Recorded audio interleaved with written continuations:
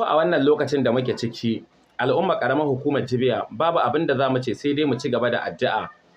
mu ci gaba da inna lillahi wa inna ilaihi raji'un domin shi mutumin da ke rayuwa a garin Jibiya za ka ga daga waɗannan abubuwa daga wannan bala'i sai wannan bala'i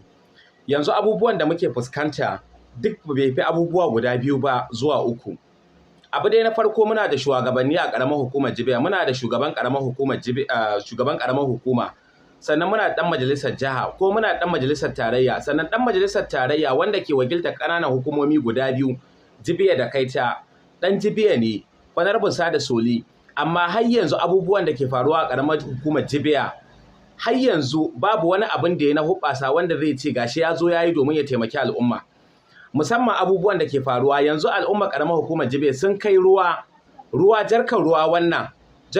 wannan ta kai sai ka biya naira 50 wani wurin ma idan ka tare wani mai ruwan bai iya saida maka jarka daya shin yanzu da wani abu talaka zai ji da wani abu talakan Jibiya zai ji ga bala'in da ke faruwa gashi matsalar da muke ciki a ce duka ƙaramar hukumar Jibiya gidan mai biyu kaɗai ke buɗe duk bala'in nan da ake ciki na tsadan man fetur yanzu a ce wanda direban da zai ɗauki mutane ya kai Katsina sai ya je Katsina ya so mai ya kawo garin Jibiya sai da garin Jibiya akwai gidan mai sama da guda 100 amma sai ka je Katsina ka je ka so mai saboda mu an riga an kashe mu tun lokacin da aka rufe boda sama da shekara 4 yanzu gidan mai biyu kawai ke aiki a ƙaramar hukumar Jibiya sannan ga bala'in nan na tsadar ruwan sha a ce tankin injin ne ya lalace na gidan ruwa ya kamata a ce dan majalisa kai shugaban karamar hukuma kadai ya kamata a ce yana da halin da zai so wannan injin ya kawo gidan ruwa domin mu fita daga bala'in da muke ciki na wahalar ruwan sha amma har yanzu babu wani abin da aka yi dan majalisar tarayya yana da muƙami a majalisa na shine shugaban water resources na Najeriya amma har yanzu babu wani abin da zai yi ma al'ummar shi al'ummar muna cikin yanayi al'ummar muna cikin kuncin rayuwa amma har yanzu dan majalisar tarayya wani rabin Sada Soli ya kamata a ce ka duba ma al'ummarka al'ummar nan su suka zabe ka kuma su suka tura ka majalisa kuma aka baka wannan mukamin da kake kai yanzu amma har yanzu al'umma kana cikin bala'i suna cikin yanayin tsadar rayuwa na ruwan sha yana son ya gagari talaka ga wannan zahin da ake yi shin wai talaka da me ya ji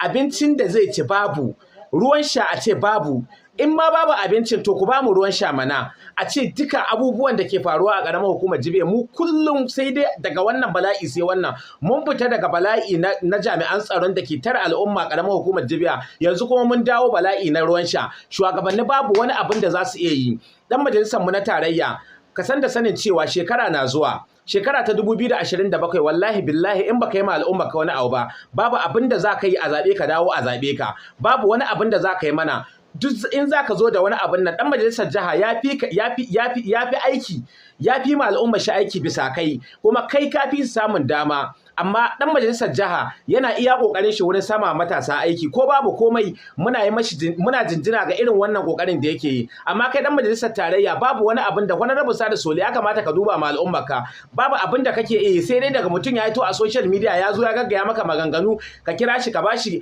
dan jari ka ce yayi shiru ya bai maka wayannan maganganun to wallahi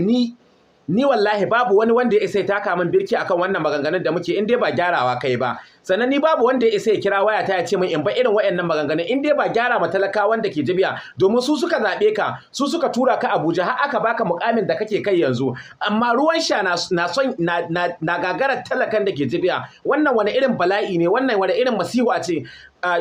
ya kamata a ce ka dubi girman Allah ka taimaka ma al'ummarka domin al'ummarka duk wani abin da za ka yi ma wani yanki wallahi in dai ba al'ummarka kai mawa ba aikin banza ne domin su suka zaɓe ka ba za ka je ka kai ma wasu gari ruwa ba kai kuma ka zo garin ka zo ka ce a zaɓe ka in dai baka hidda al'ummarka daga cikin kuncin rayuwar da suke ciki ba yanzu a ce 'yan kasuwa guda biyu a ƙaramar hukumar Jibiya sun yi ɗan majalisar tarayya aikin da zai taimaki al'ummarsu idan ka ɗauki Alhaji Salisu Mai Gari idan ka ɗauki Alhaji Sa'adu Moba wanda yana ɗaya daga cikin mutanen da ke da gidajen mai a buɗe abubuwan da suke ma al'ummarsu na taimaka musu ya fi abin da ɗan majalisar tarayya ke yi wannan wace irin siyasa ce su suka zaɓe ka su suka tura ka su kuma waɗannan 'yan kasuwa ne amma da dukiyar suke cirewa su je su gina asibitoci su gina wani sashi daga cikin asibiti kai ko babu wani abin da za ka iya wa al'umma ruwan sha ma yana son ya gagara al'ummarka sai dai al'umma su je su rika ɗebo ruwan kwami na kududdufi wanda yara ke wanka ciki ciki al'umma su ci gaba da fama cikin cuta. Yanzu idan ka je asibitin hayin gada yanzu mutane na nan ciki kwance babu lafiya saboda saboda bala'in da ake ciki na ruwan sha na so ya gagari talaka. Allah madaukakin sarki ya sa ka ji wannan da kunnan basira kuma ka yi ma al'umma ka adalci, ka kawo ma al'umma ka sauki daga cikin wannan bala'in da suke ciki. Allah ya sa mu dace.